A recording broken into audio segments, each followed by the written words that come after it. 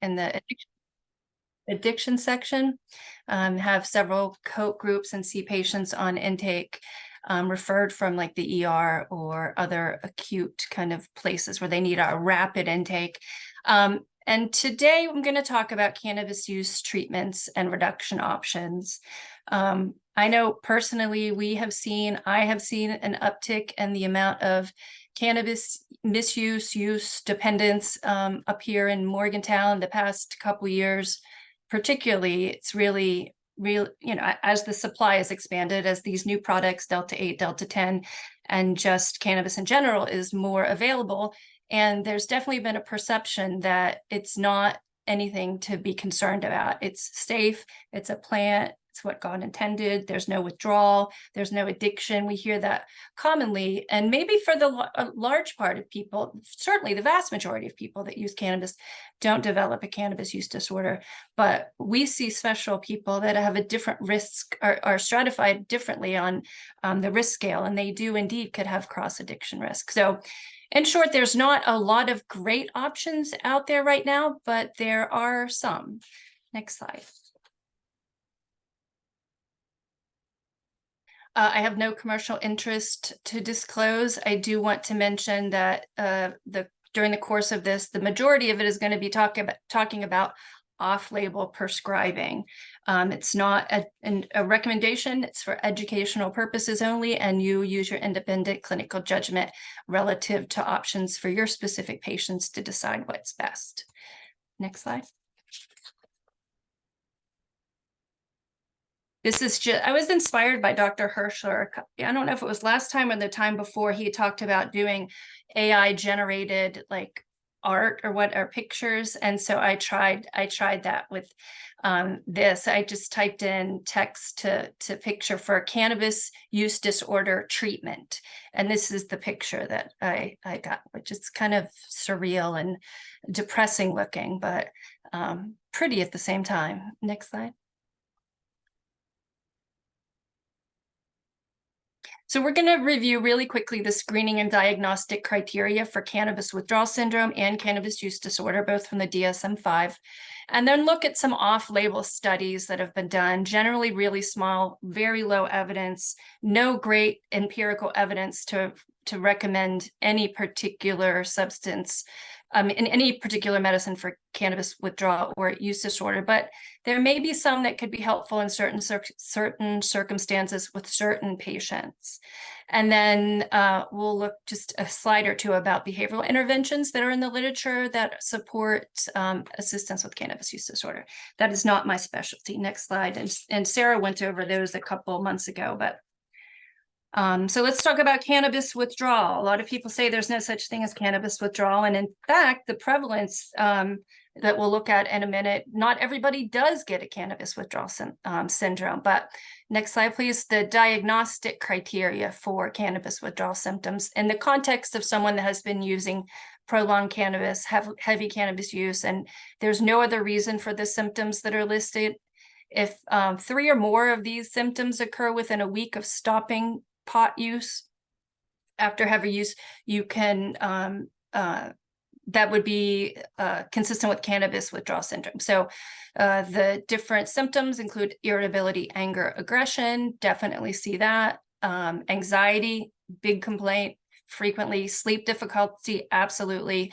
Decreased appetite, restlessness, depressed mood, and then at least one physical symptom. Abdominal pain, tremors, sweating, fevers, chills, headaches. So if someone got 3 or more of those after stopping cannabis after prolonged use, they would be categorized as having cannabis withdrawal syndrome. What's interesting about this, and I don't know if I will be interested when I'm done and we're exchanging ideas and thoughts. A lot of patients that I see that have are using cannabis heavily believe they're treating, that they need the cannabis because it's treating things like anxiety, or I can't eat without it, or I can't sleep without it. I mean, literally that's every single person says those 3 things. And so they think they need the cannabis to treat that, when actually it's withdrawal syndrome. And if they could perhaps stick it out, it could perhaps go away long term. Next slide. So I mentioned a couple of minutes ago about the prevalence of cannabis withdrawal syndrome, and not everybody gets it. 2020, a systematic review and meta-analysis was completed by these authors that looked at, in all, when inclusion and exclusion criteria were met, over 23,000 participants, and looking at how prevalent is withdrawal syndrome. And less than half of people with heavy regular dependent use had withdrawal syndrome. So it doesn't happen to everybody. And that's why some people can say, you know, I can just drop it. I don't need it. It's not a big deal. It's not harmful, because they can literally walk away without feeling bad at all. But the other half, not so lucky. And there are some associated factors that increase the likelihood of having cannabis withdrawal syndrome, and that include what setting the patient was seen in. So inpatient had higher rates than outpatient, had higher rates than the general population. But there's concurrent tobacco use or another substance use disorder that increased the prevalence rate for withdrawal syndrome. And then if you were a daily, if the participants were daily cannabis users, that also increased the risk. So about 50%. Next slide.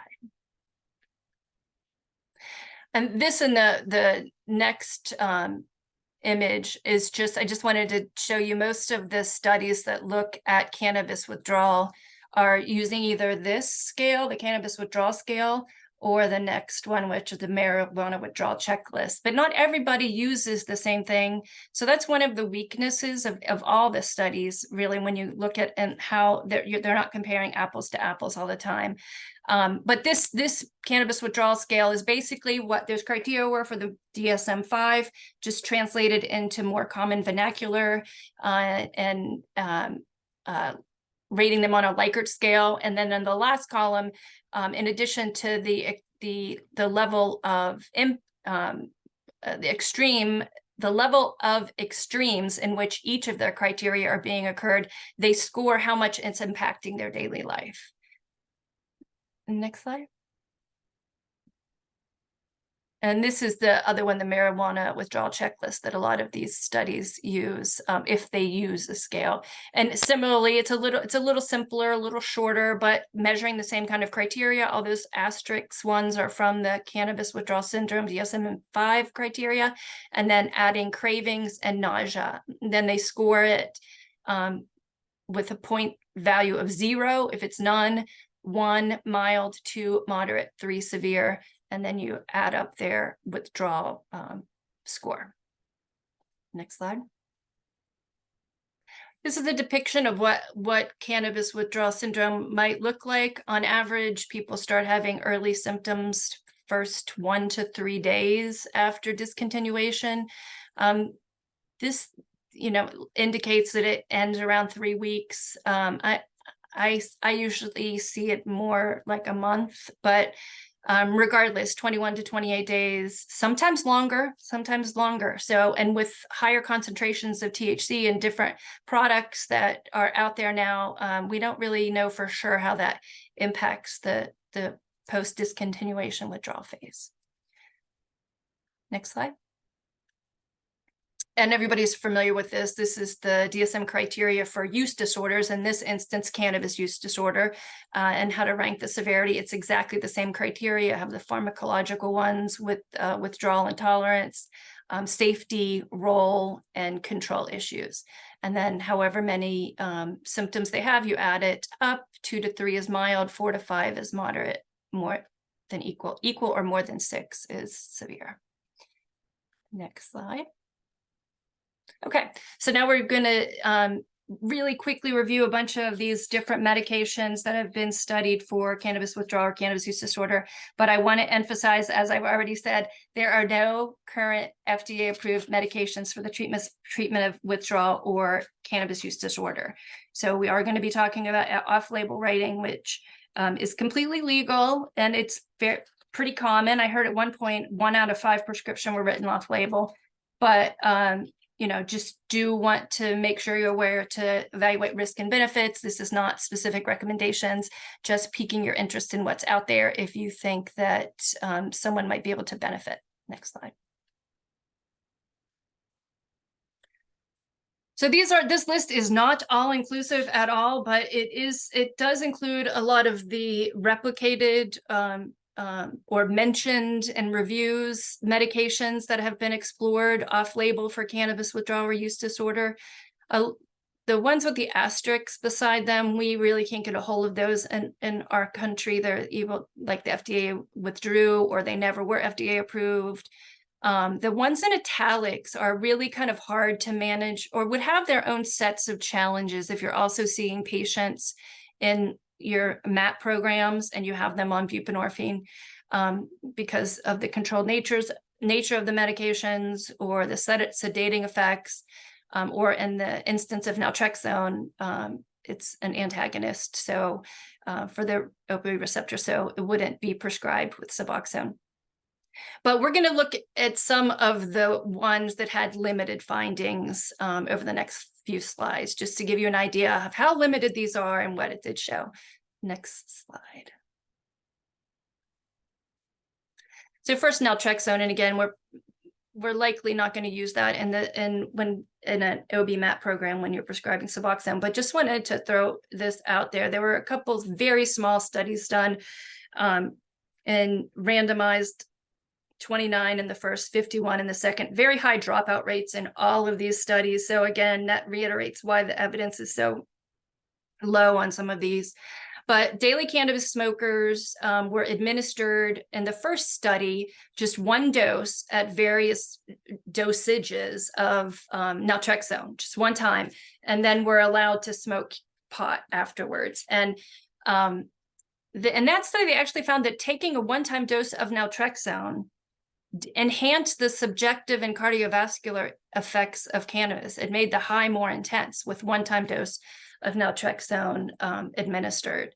But then several years later, they did a slightly larger randomized controlled trial, again with non-treatment seeking daily smokers. And this time they put them on naltrexone chronically every day for 16 days. And in this case, there were slightly different outcomes. It did reduce odds of active cannabis administration, and it did reduce the subjective positive effect of cannabis.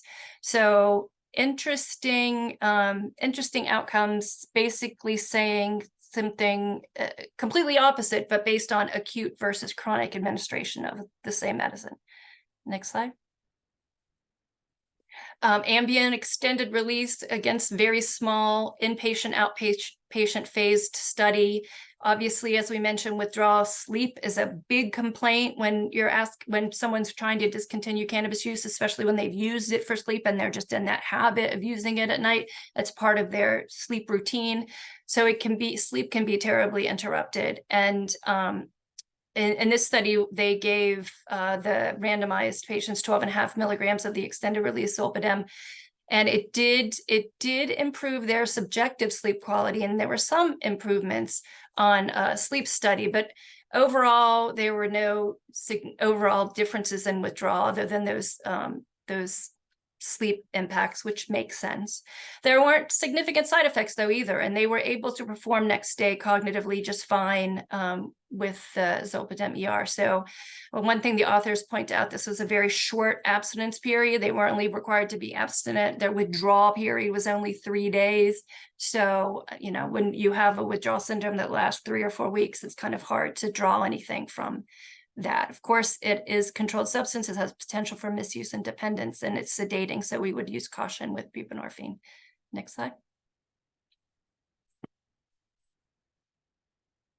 Gabapentin is used, it's FDA approved for post-herpetic neuralgia and seizures, but it's used off-label for a bunch of things, including just generalized neuropathic pain, anxiety, fibromyalgia, alcohol withdrawal, a bunch of different things. And there might be some promising effects in cannabis withdrawal too.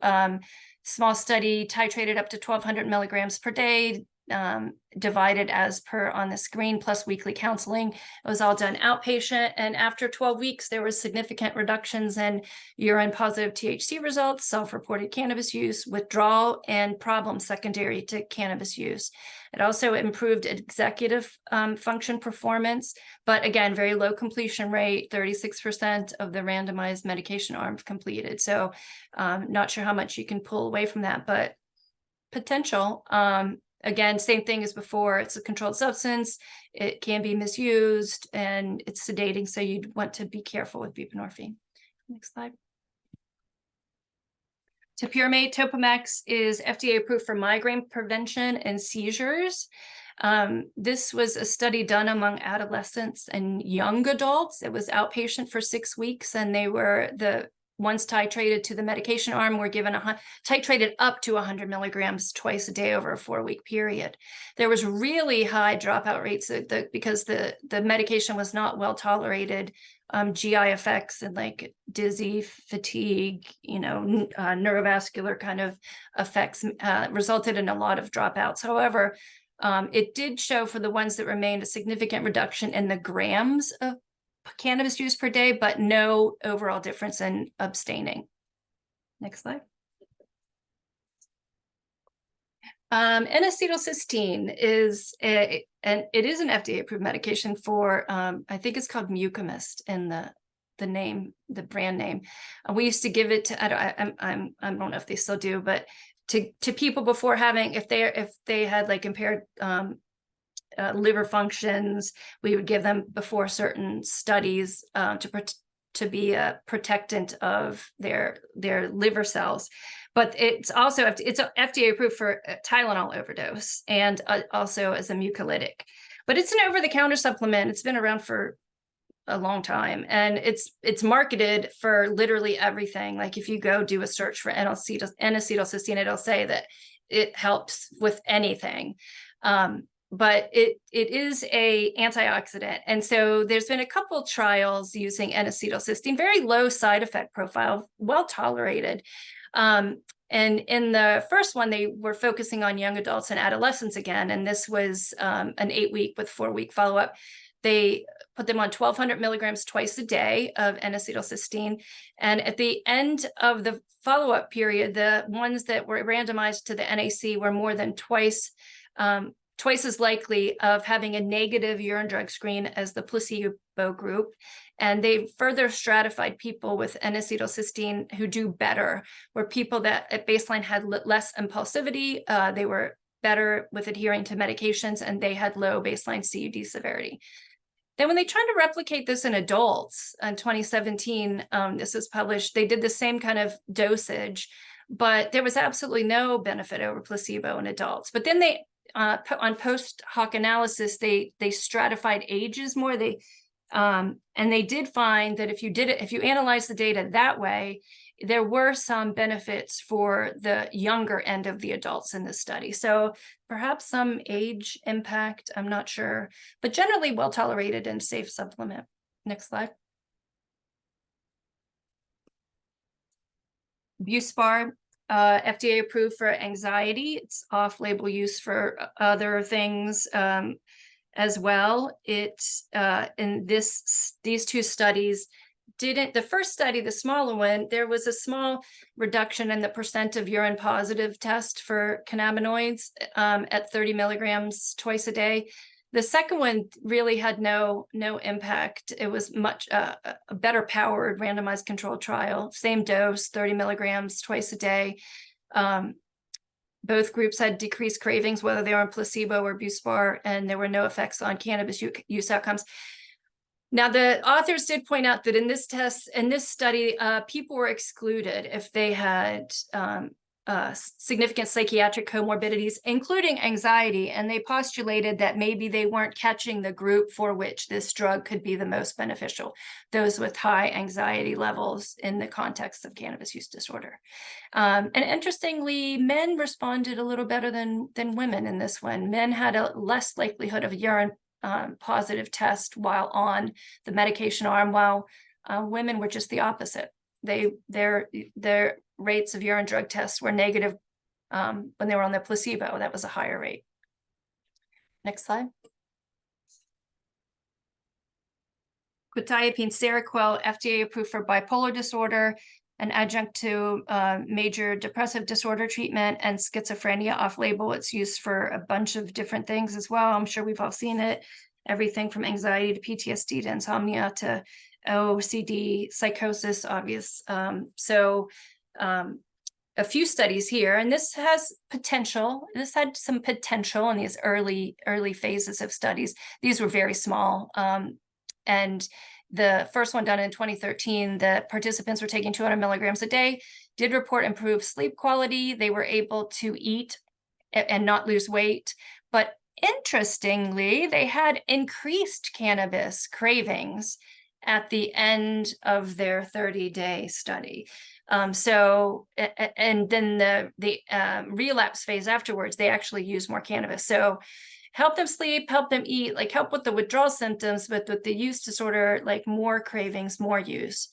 In 2014, this was outpatient, fully 8-week study. They initially were titrating people to response up to 600 milligrams a day, but found that the targeted dose really should be 300 milligrams. And so that's what they focused on. And they did see a reduction in the daily amount, a sizable reduction in the daily amount of money spent on cannabis. And then about 47% decrease in urine THC levels with the Seroquel patients. Next slide. And then a larger RCT was done and published in 2021, and again focused at the target of 300 milligrams nightly. It was outpatient, all outpatient, 12 weeks long. They stratified patients on the amount of use, light, moderate, or heavy use. And at baseline, everybody was using more than 5 times a week entering into the study. And the findings were that each week the odds of moderate compared to heavy use increased. So they were more likely to go from heavy to moderate. But the odds of going to light never increased throughout the 12 weeks. So from heavy to moderate, increased odds, but no further. There was reported a reduction in cannabis withdrawal symptoms, but in the long term, no impact on amount of use or abstinence over the long term. So maybe in the withdrawal phase. Next slide. Remeron, mirtazapine is FDA approved for unipolar major depressive disorder, also used off-label for a number of things, including insomnia, stimulant cravings, panic disorders, headaches.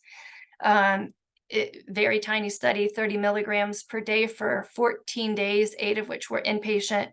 Patients on Remeron did have improved food intake. Their sleep was better during the withdrawal phase, but no effect on long-term abstinence or relapse.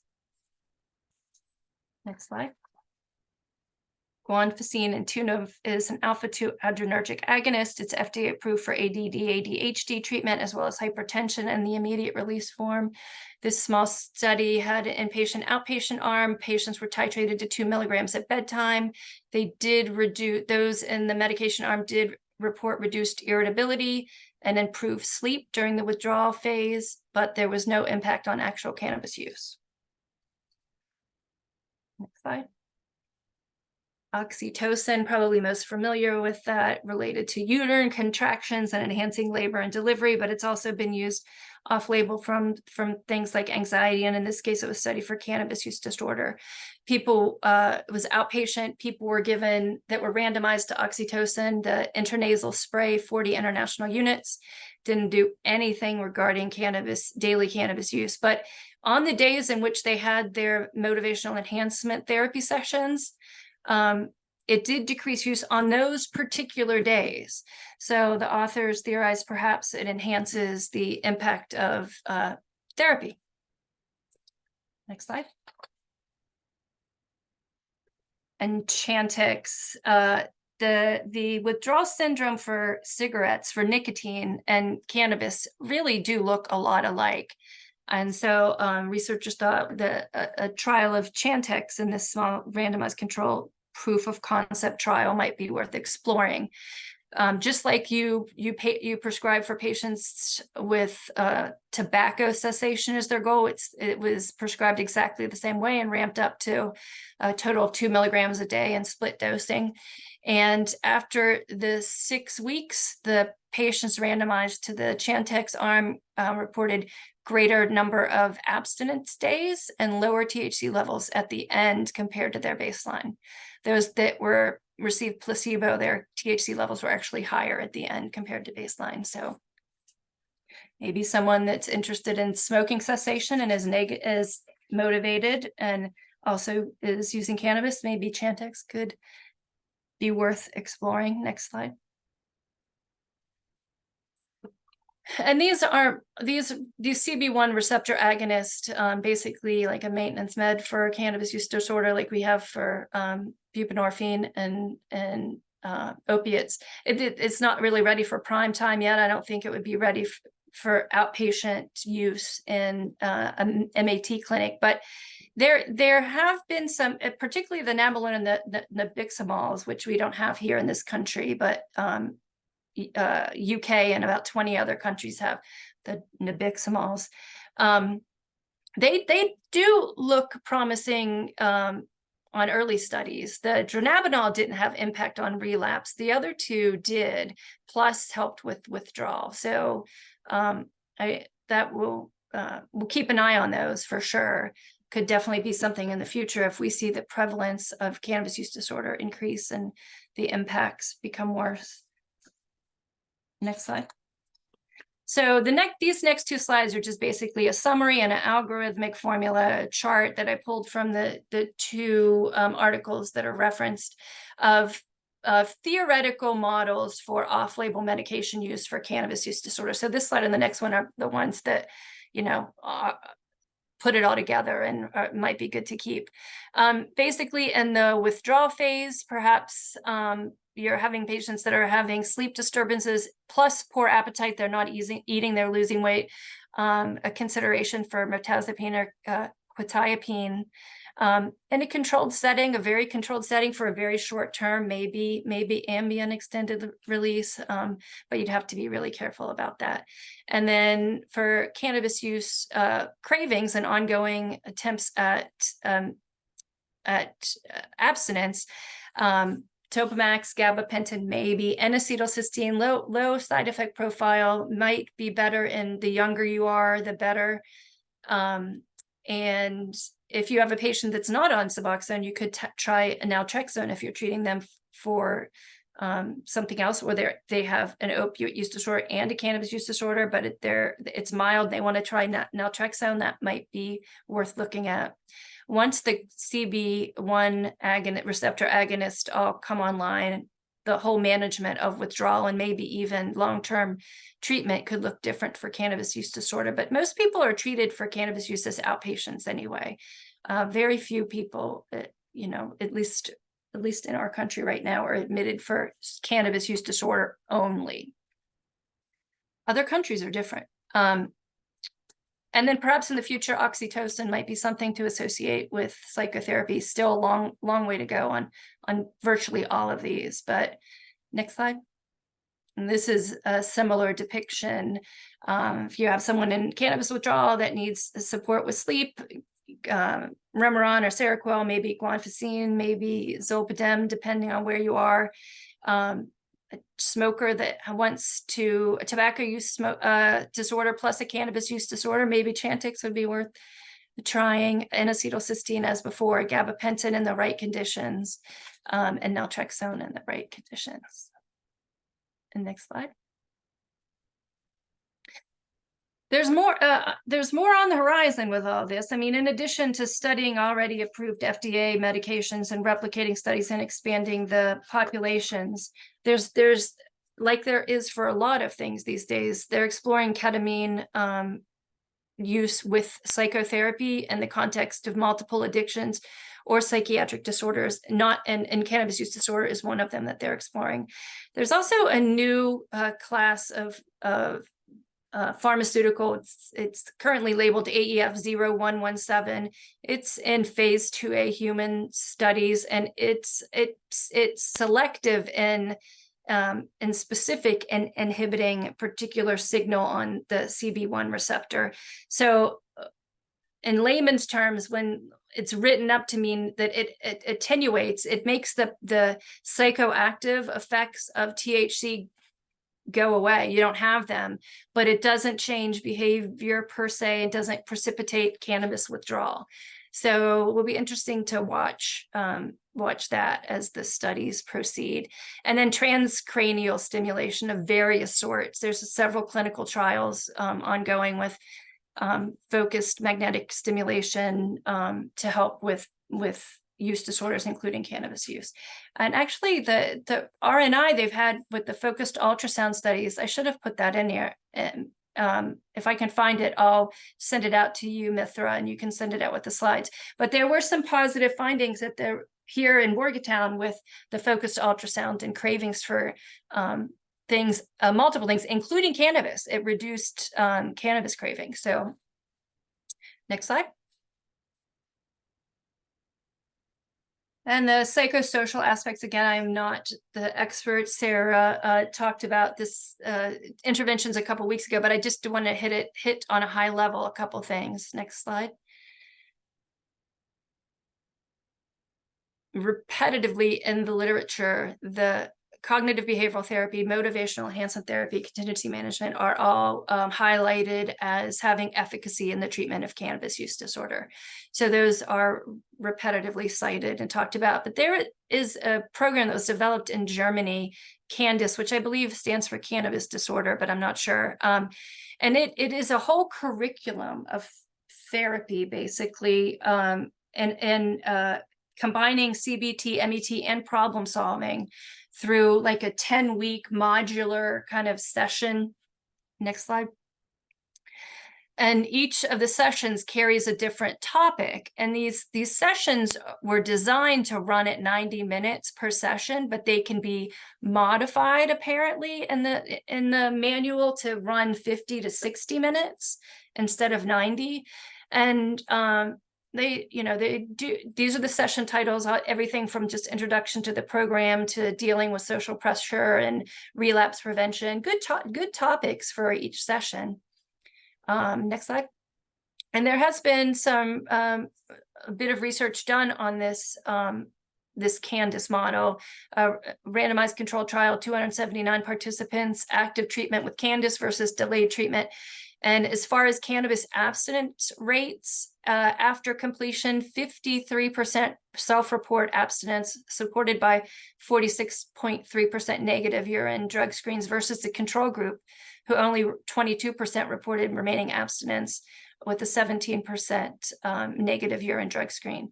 And the abstinence for the CANDIS group, for about a third of the patients, continued through 3 to 6 months, which I found interesting and compelling and worth looking more into it. Secondary outcomes that they measured that had improved results even through the 6-month follow-up were frequency of cannabis use. They decreased use, and the severity of their cannabis-related problems had decreased, as well as their severity rating for cannabis use disorder. So if anybody's ever used that, I would be really interested in hearing what you think. Next slide.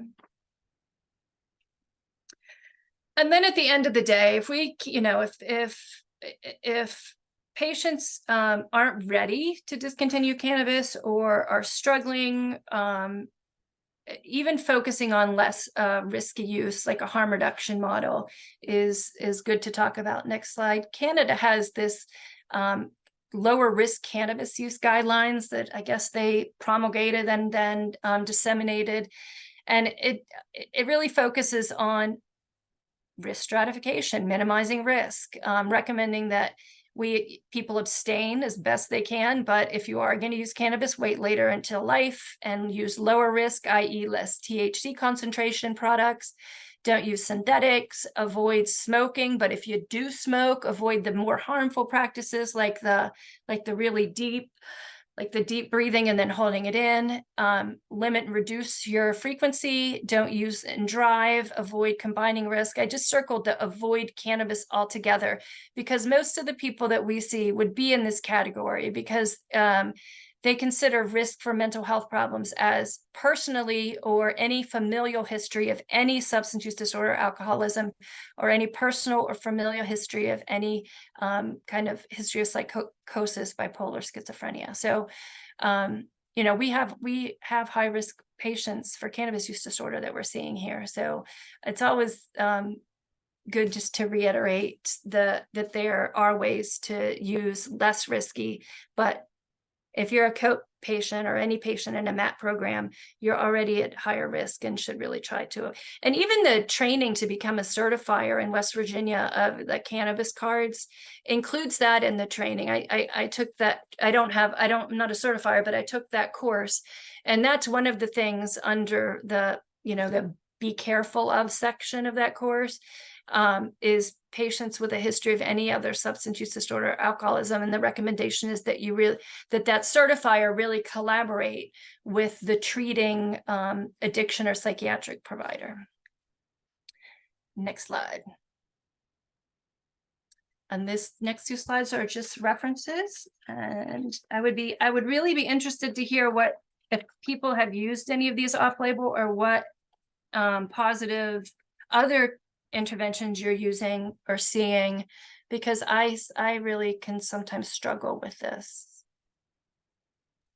Thank you so much, Tony. I'm sorry if my Zoom is being weird. It suddenly made you all disappear, but thank you so much for that presentation. You always do such a wonderful job. But yeah, we'll open up to any questions, comments from the group.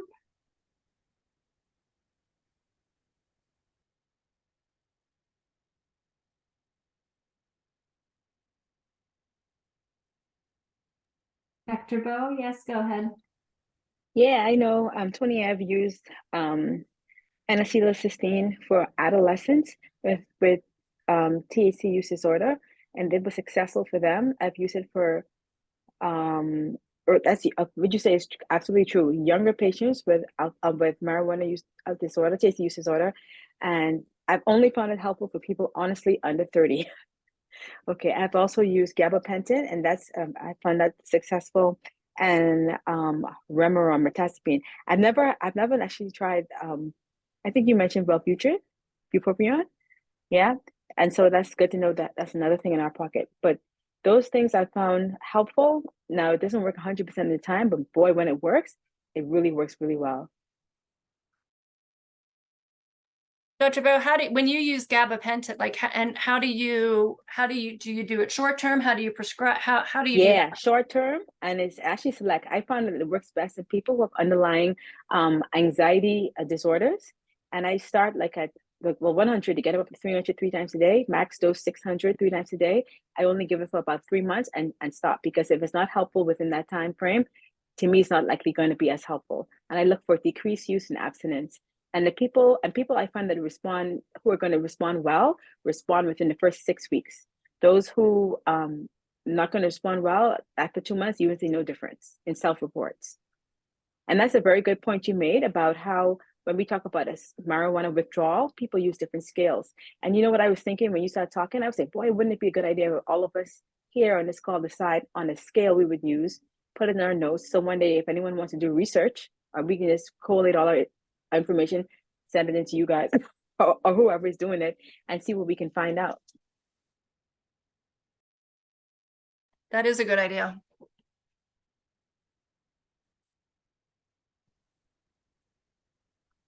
Thank you, Dr. Bo. Any other comments? Oh, Dr. Houston, sorry about that. Go ahead. No, it's okay. I should have raised my hand. Shout out to Derek and Buffalo Plaid, by the way. It's 'tis the season to bring it back. I went to ASAM in the spring and went to one of the breakout sections, and it was actually run by addictionologists in Canada, which was really interesting. And they brought up the harm reduction stuff, which I don't think we usually think about that much, but it's maybe a starting point for some people who are unwilling to even consider the fact that there could be problems with it. Certainly not willing to give it up. I like the idea of it. Sometimes when you're talking about medical and when you're reading literature, it's a good thing to keep a note. And I tell this to people. In all of Canada, there is literally one company that grows all the medical marijuana in all of Canada. So it's one company that's controlled It's not a bunch of mom and pop stores. Europe, I think there's 2 companies maybe, but anything that's labeled as medical is very different than what you have in the US, which really the difference between medical and recreational is labeling in the US. But in terms of actual control, there's no controls. And when you're reading things from Canada about how well people are responding, just keep that in mind that we're talking about very tightly controlled product that's grown government supervised and not just somebody gets a permit because they have connections with some politician in the state and can grow.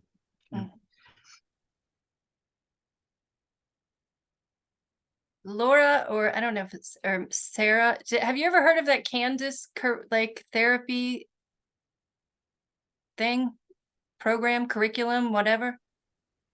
I've kind of heard it on and off. Sorry, there's a chicken on my shoulder here. I've kind of heard of it on and off, like when I was doing my research, but the training seemed a little bit like, I don't know, everything was in German, so it was really hard for me to understand, and the Google Translate doesn't work so well. But I have kind of heard of it in like the out circles. Sorry, Laura, didn't mean to interrupt you.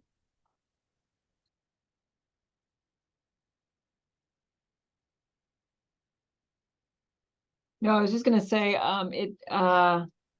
it does not look like a lot of new material when you look at the modules in the week. That's a lot of kind of standard treatment, relapse prevention, pieces, identifying triggers, and I can't remember what else was on the list. So it was interesting to just kind of looking at patterns. I mean, I think we do that with people, and perhaps for cannabis use disorder, that's particularly important, but in those brief descriptions of the different weeks, it didn't look like a lot of new information. Yeah, I don't think it's new stuff. I just wonder about the chronicity and the, like, the structure, if that has some impact on outcomes. And also Europe is different than, the United States. So it could be completely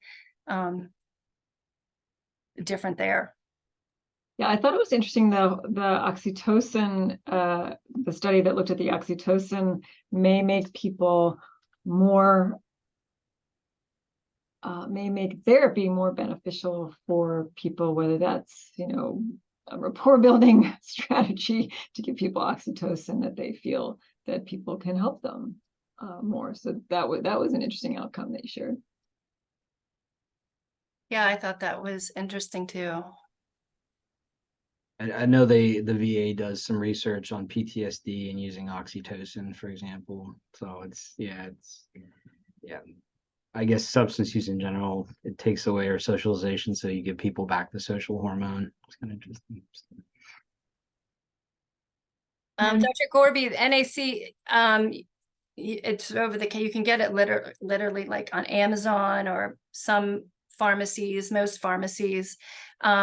I have tried to prescribe it through the insurance benefit, and have had no luck getting it paid for through the insurance benefit. But at one point I did talk to the pharmacist at the POC, and they can order it through the pharmacy. He said, if you think you're going to be using a lot of it, we could order it. But that's one of the challenges with NAC, that I have suggested it for a couple patients. But the fact that insurance doesn't cover it has been a barrier somewhat for some patients.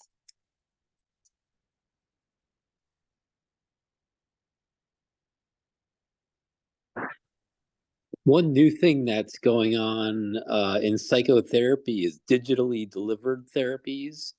And I know they're working hard on finding therapies for cannabis use disorder that are delivered digitally. So many people have smartphones and have access to that kind of equipment. So something new that's happening in psychotherapy.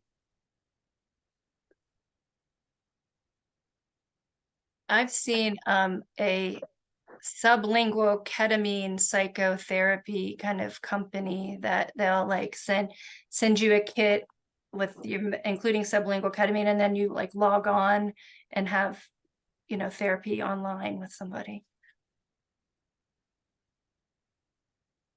not specifically for cannabis use disorder, but again, they screen for a bunch of different things. I wouldn't be shocked if that was one of them.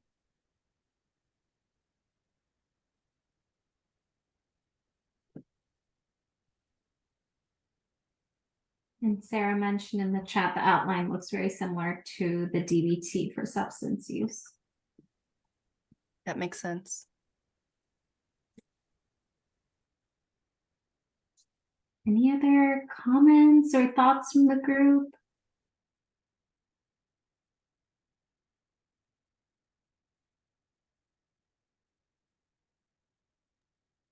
Dr. Baltiera asking, is anyone using urine THC levels as a motivational measure? It's hard to gauge reduced use. It's either all the time or some.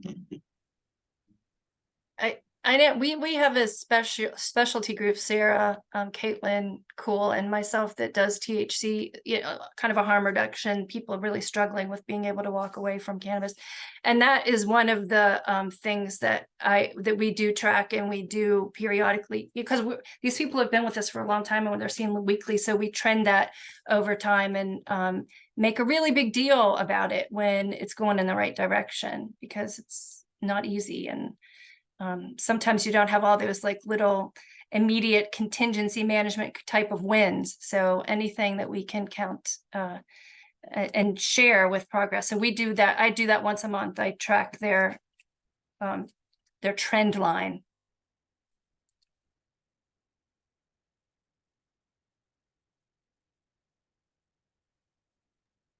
And Dr. Baltiera, did you have any other follow-up question to that? No worries if not.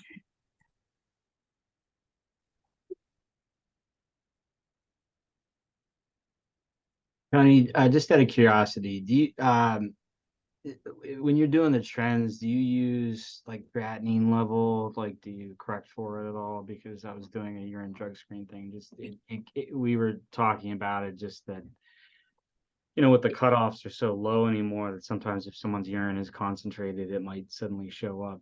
Not a huge amount, but Right. I had this question. It was actually among parole officers. The concern was when people have really low levels of certain things, if they test negative, say in the winter months, and then they're suddenly dehydrated or something, you might be able to actually kind of just barely go now above the threshold for reporting.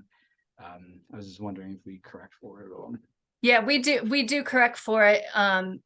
But I can't, but when I share like the graph pictures, it's just imported like with the patients directly through my chart or whatever. It's just imported through the lab results. So it doesn't do that correction, but for ourselves in seeing how patients are doing, we do the corrected one, because that absolutely can alter it, the hydration status in particular.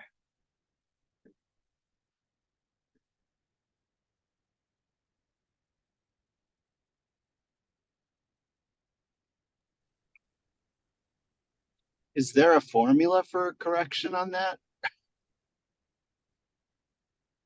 There is. Okay. It's twice. Let me see.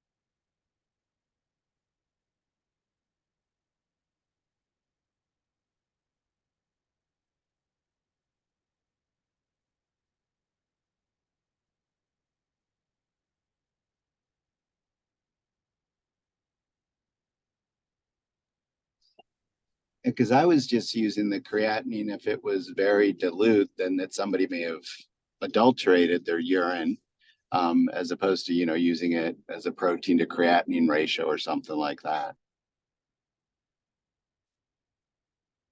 Yeah, is it just the ratio, isn't it? And then you see if it's,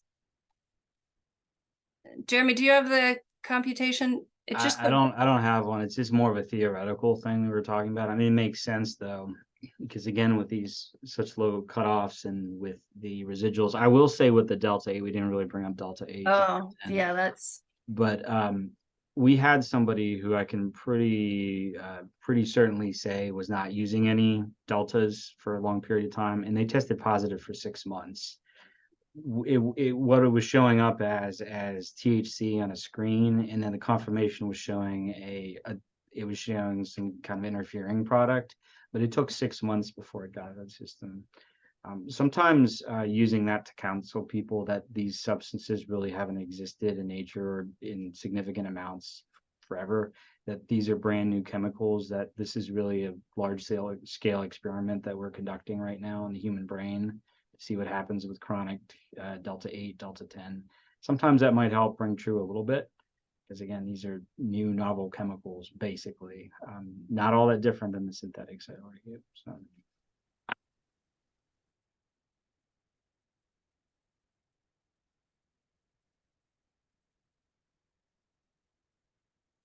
yeah, there's no way to, at least that I'm not aware of yet, for like the Delta 8, Delta 10, when it says there's been a chemical interference with the I know that I've called the lab, not our lab, but the send out lab Quest, and I don't know where they are with it, but at one point they were doing a study of like Delta 8 levels, and for a couple patients I was able, because that message is what that means all the time, I'm sure, and they were able to give it, but they said I couldn't share it or use it, but it was just for my own purposes. But has what I'm getting to in a long way around is, has anybody seen like Delta 8, Delta 10 levels being measured in labs currently? Is it still like forensic testing? Yeah. NMS labs, I think, will do that for you. And I've sent them for other stuff. I haven't done for cannabis because I didn't want to go down that. But yeah, NMS will separate the different cannabinoids and stuff, and THC, Delta 8, Delta 9, I think. Okay.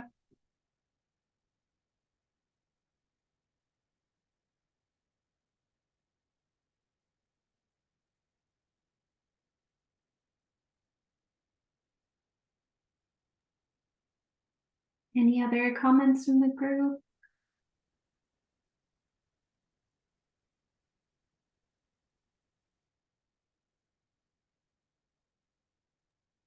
All right, and Tony, was there anything else you wanted to maybe discuss with the group or bring up to the group as a whole? No, I don't think so.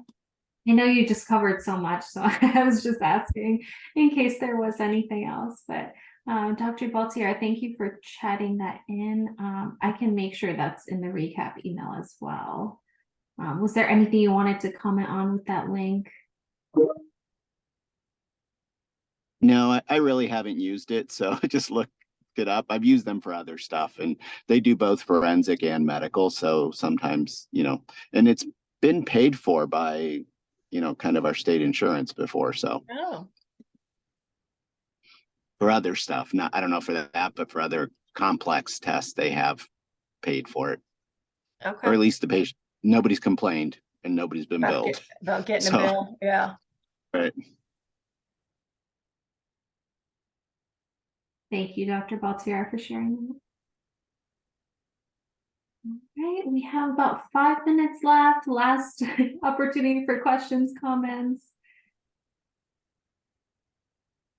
All righty. Well, thank you so much, Tony. As always, we really appreciate your time and for sharing your expertise with the group. If anyone has questions after the fact, you can always email me. I'll make sure to have them addressed and send them to Tony. The only announcement that I have is that the next session will be on October 9th, and Laura Lander will be presenting on SUD and pregnancy. So keep an eye out for that reminder. Thank you all so much. I hope you have a wonderful rest of your Monday and week ahead of you. All right, take care, everyone.